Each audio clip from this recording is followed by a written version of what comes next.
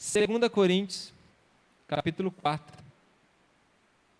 Versículo 3, meus irmãos, diz assim: mas se o nosso evangelho ainda está encoberto, é para os que se perdem que está encoberto, nos quais o Deus desse século cegou o entendimento dos incrédulos, para que lhes não resplandeça a luz do evangelho da glória de Cristo, o qual é a imagem de Deus. Feche os seus olhos. Senhor Jesus, nós estamos aqui mais uma vez para a gente ouvir Tua voz, para orarmos a Ti, Senhor Deus, nos humilharmos na Tua presença, Te buscarmos e se converter daquilo que nós talvez ainda temos Te desagradado, Senhor. E nós pedimos agora a ação do Teu Espírito Santo sobre a nossa vida, sobre toda pessoa que está aqui. Em nome de Jesus, amém. Meus irmãos, a Bíblia nos fala sobre um tipo de cegueira, que não é uma cegueira física, aquela cegueira que as pessoas, olha, não estão enxergando nada, ou começa a ver vulto só, 10% da visão, ou se torna até deficiente visual e não enxerga.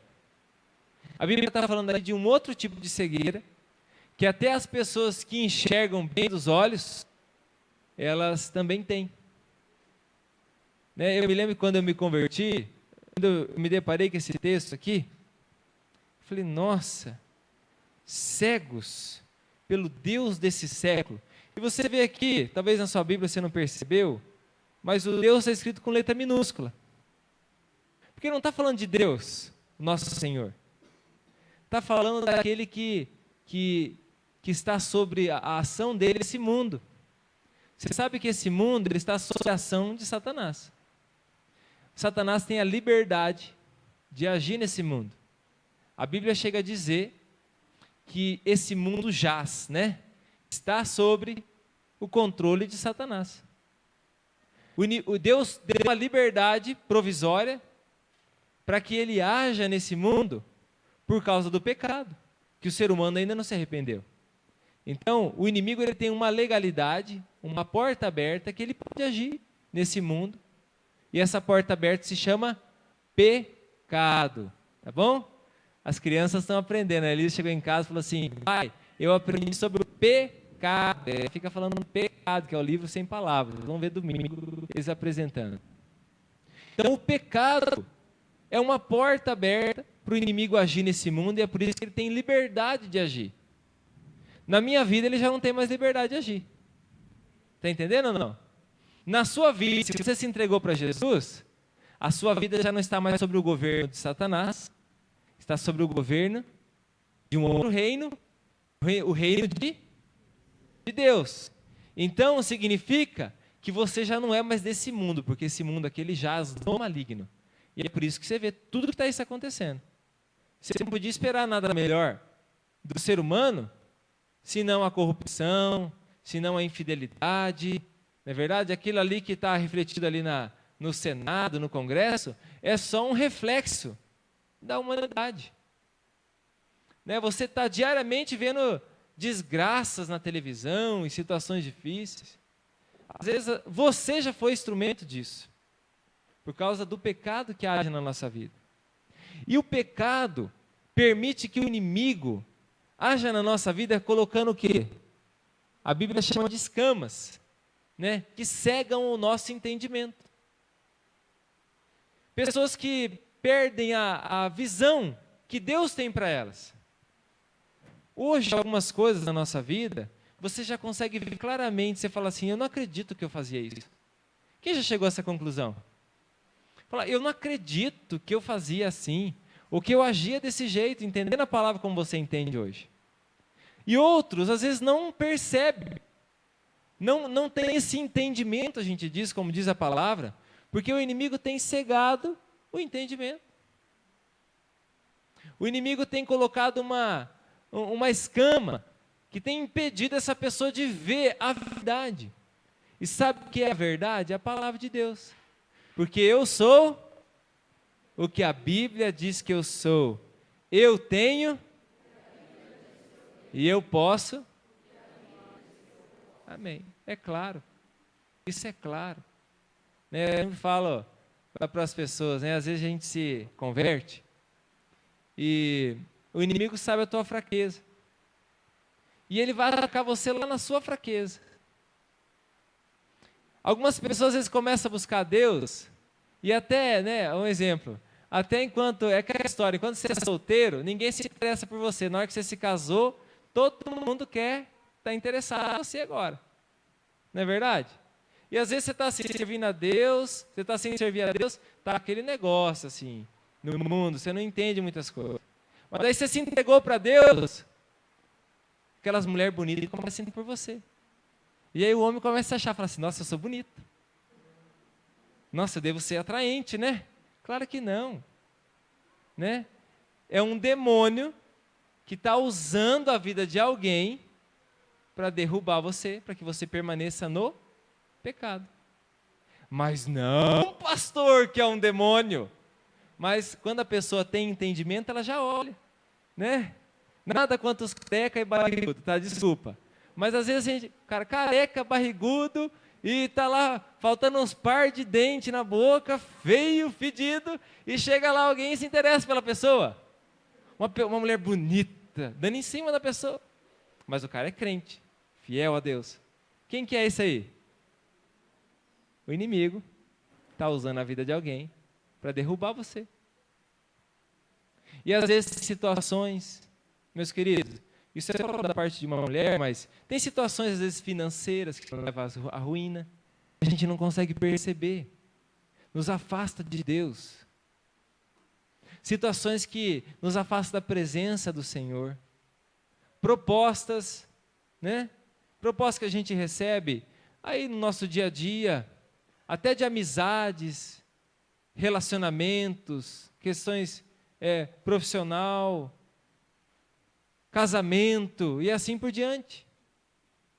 Coisas que às vezes a gente não percebe, mas que está ali para prejudicar a nossa vida. Por isso que a gente como cristão tem que fazer o quê? Orar. Senhor, direciona a minha vida. Mostra para mim se isso aí é do Senhor ou não. Me dá uma direção.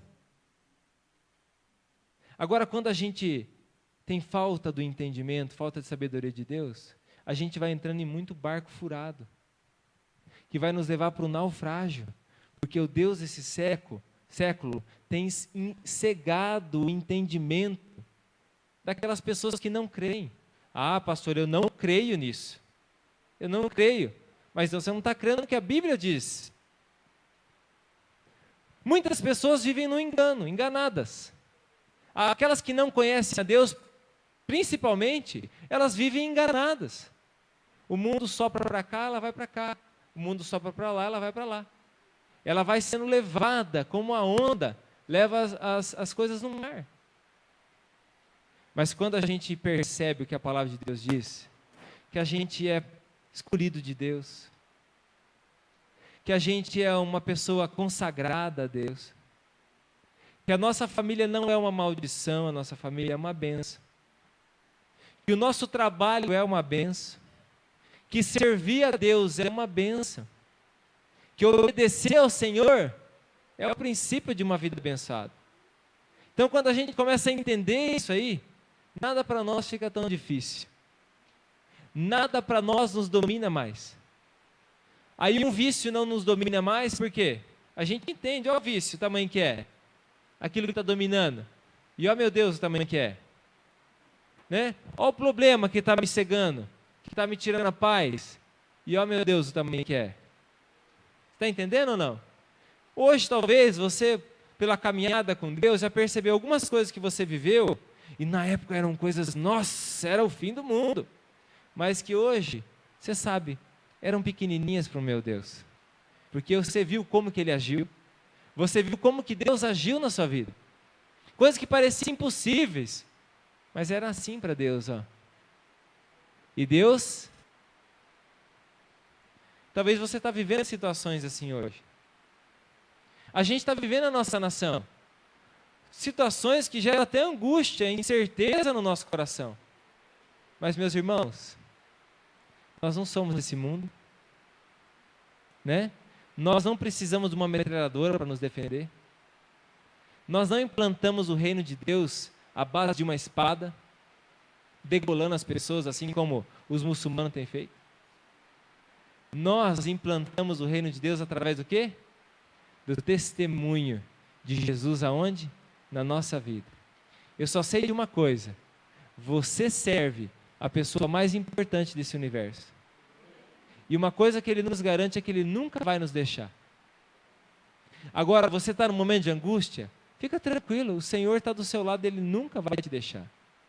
Não deixa as situações desse mundo cegar o seu entendimento. Não deixa o inimigo pegar situações e cegar você. Acabou agora. Agora como que eu vou servir a Deus? Quer ver situações que as pessoas às vezes ficam cegas? É uma situação muito simples. A pessoa vem à igreja, mas ela não se sente parte, ela se sente apenas um visitante, um participante. E daí ela falta e espera alguém ir até ela falar que ela fez falta. E fica nesse joguinho, né? E aí nós vamos lá, falamos, você fez falta, a pessoa volta. Aí passa 2 semanas, se ninguém vai visitar ela, ela também falta de novo. Aí vai lá visitar ela, daí ela volta. Porque ela não se sente parte. Ela não se sente alguém responsável por essa família. Ela está o quê? Cega no entendimento. Então, se ela entender que ela faz parte dessa família na fé, ela faz parte daquela célula, ela é alguém importante lá. Se ela falta ou ela deixa de fazer a parte dela como missão e convidar as pessoas e falar com o líder dela, orar pela célula, orar pela igreja, ela está até pecando isso aí. Porque ela está deixando de orar pelas pessoas, de buscar a Deus como deveria. Quando ela se coloca assim, ó, não, eu sou parte, eu sou responsável. Eu que tenho que ir atrás das pessoas que estão afastadas. Eu que tenho, aquele faltou, eu que tenho que ir atrás, não vou nem esperar o meu líder ou quem seja ir atrás. O que aconteceu com a pessoa? O entendimento dela foi esclarecido. Quando então nós entregamos a nossa vida para Jesus, nada mais nos domina.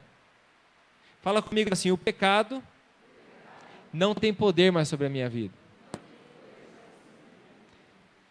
Às vezes a gente pensa, por falta de entendimento, cegueira espiritual, que a nossa luta nesse mundo ela é com as pessoas. Ah, não, a minha luta agora é com o Beto Richa. A minha luta é com a presidente Dilma. A minha luta é com aquele chato daquele vizinho. A minha luta é com a minha esposa, é com o meu esposo, é o meu filho. A minha luta agora é aquela pessoa que está lá assim me prejudicando. Meus irmãos, abre lá em Efésios capítulo 6, versículo 12. O que diz aí em Efésios capítulo 6, versículo 12?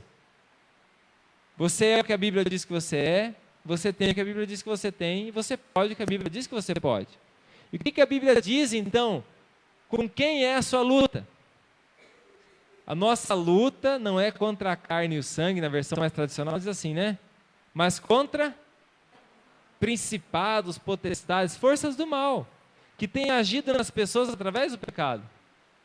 Quando você entende isso, você nunca mais vai resolver algo na força do seu braço. Deus está contigo. A sua luta, então, não é contra as pessoas. A sua luta não é contra aquela pessoa que está querendo te prejudicar. Ela está querendo te prejudicar? Está querendo te prejudicar? Às vezes está até te prejudicando. Mas a sua luta não é contra ela. Começa a pagar um preço de oração. Quando eu digo pagar um preço de oração, é buscar a Deus mesmo. Dobrar o seu joelho e buscar de coração. Começa a orar. Quantos homens e mulheres de Deus que a gente vê o testemunho e a gente vê dizendo assim, olha, um dia eu era desse jeito aqui, mas alguém pagou um preço de oração, de jejum pela minha vida. E olha, hoje eu tenho entendimento, eu me converti por causa disso. Começa a orar pela tua família. Né, eu escutei uma pessoa dizer assim uma vez, eu não vou levar o fardo sozinho, dizendo assim, eu não vou na igreja sozinho, meu esposo não quer ir, ou a minha esposa não quer ir, eu não vou sozinho, ou sozinho, eu não vou levar esse fardo sozinho. A pessoa está pensando que o fardo dela é o esposo, ou é a esposa, mas a luta dessa pessoa não é contra a carne e o sangue. É contra os principados e a potestade. Você tem que orar e buscar. Quando nós entregamos a nossa vida totalmente para Jesus, nós entendemos, meu querido, que nós não precisamos viver, mas como esse mundo diz que a gente tem que viver. Mas a gente vive conforme Deus espera que a gente viva. Obedecendo a Deus, confiando na provisão dEle, entregando tudo a Ele. E às vezes a gente diz assim, nós temos um Pai que nos ama. Eu sei que muitas pessoas tiveram maus exemplos de pai, e eu vejo diariamente pessoas que são maus exemplos de pai, que estão aí magoando, entristecendo seus filhos, abandonando eles. Mas, meus queridos, nosso Deus não é assim. O nosso Deus, Ele é um Pai que nos ama, que cuida de nós, que se entregou por nós, que deu a vida, deu a própria vida por nós. Está entendendo ou não? Que Ele é aquele que te estende a mão, não aquele que te maltrata, mas aquele que cuida de você. Eu sei que isso pode até doer para você.